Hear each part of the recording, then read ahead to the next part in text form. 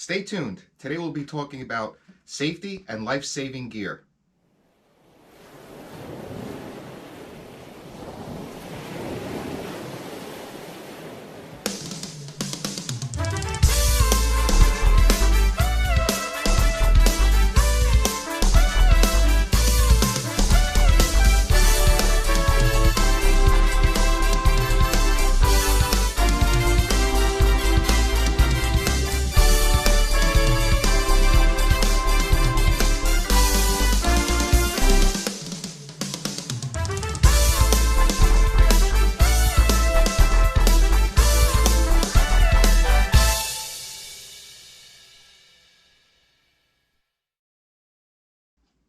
Hi friends, Captain Dan here from the Tie to the Table. Today I'm going to be talking about the safety and life-saving gear that we use on our boat. Primarily, I want to start with the self-inflating life jacket. Super important whenever I'm by myself, or if there's another person on board that may not be able to captain the ship in case I go overboard. I always wear it. Very light, very easy. It self-deploys if you go into the water. There's a couple of good ideas I've gotten recently from the captain on the show Out on the Reef. I'll put the YouTube channel in our links. But what he does is he's always wearing this. He's always fishing offshore solo. He's crossing the Atlantic from Miami area over to the Bahamas, and he's always by himself. So what he does is he always has his life jacket on, and he actually has his InReach mounted to it, along with a personal beacon, satellite beacon. So if he takes a dunk, everything's being deployed. He doesn't have to worry about it. He also has the device where the boat will automatically shut off. It's not the pull cord, but it's an electronic device. So if it senses him leaving the boat or off the boat, it'll just power down, and he'd probably have a chance to swim back to it. So this I recommend. Obviously you need life-saving jackets by law for everybody on the boat, but this is something I use, especially if I'm by myself. I want to move over to talk about our one of the electronics I'll talk about today. I use the InReach satellite communicator. Which this does is it's a way of sending text messages back to home, or to issue an SOS, or to let people know at home that you're okay. I use it to go when we're offshore, we're losing cell signal. We can send text messages back to everybody at home. There's a monthly plan, and you pay by the month. You can shut it off if you're not going to use it, if you're not going to go offshore. But super nice, because when we're out there, I can communicate if we're running late, if we're having problems, or if we're catching fish. We use this to report back and forth. Third thing I want to discuss is our life raft. This is a Viking Life Raft. It's in the soft container. It's not in a hard shell. So this is something that we could carry on board. It's about 65 pounds. We keep it at the helm, very close to us, and it's easy to just throw overboard. Before you throw it overboard, we tie this to a cleat. Once it goes overboard, we would rip this out. Actually, we never used it, thank God. Rip this and it deploys. This is a 6-man unit with the canopy, so it's super comfortable. There is some supplies on installed inside of this, and in addition to this, we obviously take our ditch bags. But something that we feel very comfortable with is using our life raft, even if we're fishing for stripers a little bit offshore. The water could be cold, and if there's nobody else out there, it's nice to know that we could survive in this probably for a very long time. The other part of our equipment are ditch bags. Our ditch bags are pretty much into two categories. We have one ditch bag, which is all our electronics, and what we have in here are our communications. So we have I just unpack it for you. We have an EPIRB. Typically you mount this on the boat. I figure if we're going to go in the water, we're bringing this with us, and we could deploy it once we get into the life raft, or even if we were swimming around, this would be with one of the crew members, and we could deploy it. And it's meant to deploy automatically when it hits the water anyway. We keep this in our ditch bag. We also keep another one. This is a personal beacon, and this is something that, like I mentioned before, this can be worn on your life jacket if you want. I mentioned the captain from Out on the Reef. He mounts it to his, so if he goes in, this is going to be with him at all times.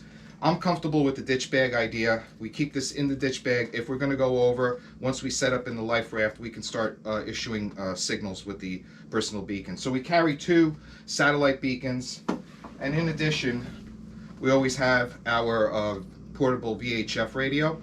This, if we had to go over, you can communicate locally or close by boats, or signal somebody, and you could still issue an SOS through this.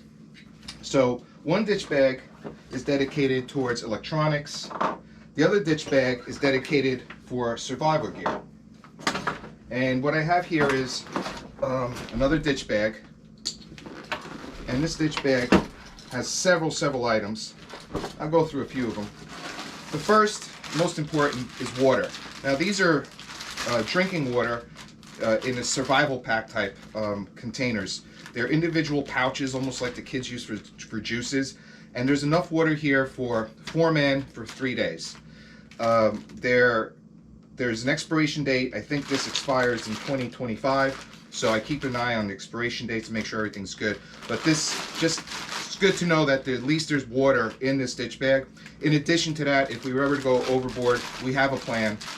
Who's taking what, who's picking up what a piece of equipment. Plus, we're always going to throw water because there's always water on the boat. The other item we have is some additional items here, which are charging stations. So they're the portable charging station. You just wind it and it'll produce electricity. So if you did have your cell phone, if you did need to charge the VHF, we could do it with this. We've got the wires or the connectors so that we can run a little bit of, I guess it's the minimal voltage almost for like a USB charge.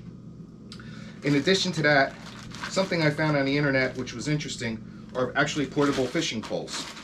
These are designed just to spool a line. These are designed to just drop and there's obviously some tackle in here. Tackle's inside the thing, so I keep a couple of spoons. Something if we were out there, God forbid, we could actually probably jig up some food, some protein. In addition to the charging stations and the fishing poles, there's a multi-tool. So everybody's got one of these Leatherman multi-tools. This is essential. This will probably do anything if we had to repair something, or actually if we did catch a fish, to actually dehook it. The other thing too is just some loops, spare hooks, anything if we had to strap down anything on the life raft, just little odds and ends like that. Another item we carry is the parachute cord. You don't know, this is very valuable to tie something up. It's very strong. Guys that do survival or go hunting or go hiking always have this with them, just in case something goes wrong. You can use this to tie something up.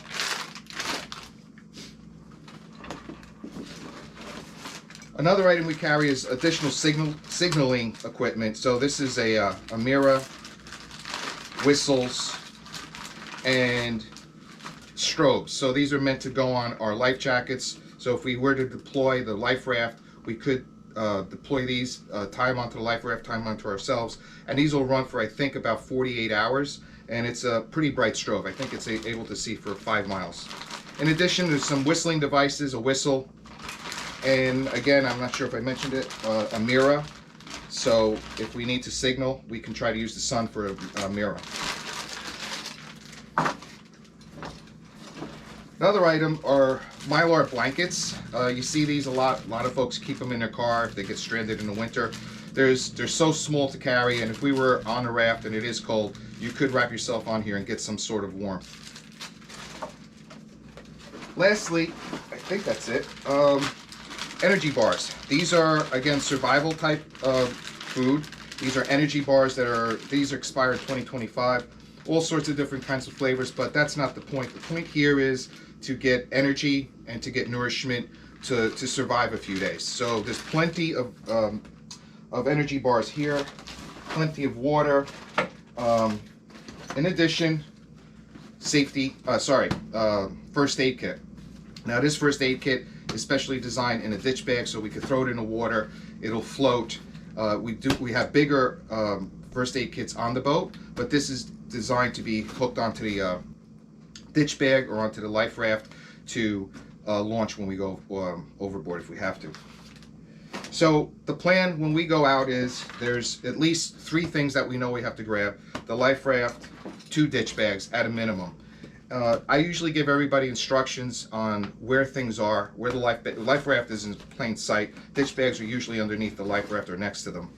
But I also give them instructions on how to read our GPS, how to use the VHF. If something happens to me, they can communicate and give someone our coordinates. So that pretty much is our safety gear. I'm hoping you enjoy these segments until we can go out fishing. We plan on giving you some instructional segments, and Chef Mike is preparing a lot of good recipes that he should be starting next week. So there it is. Thank you, Captain Dan from the Tie to Your Table.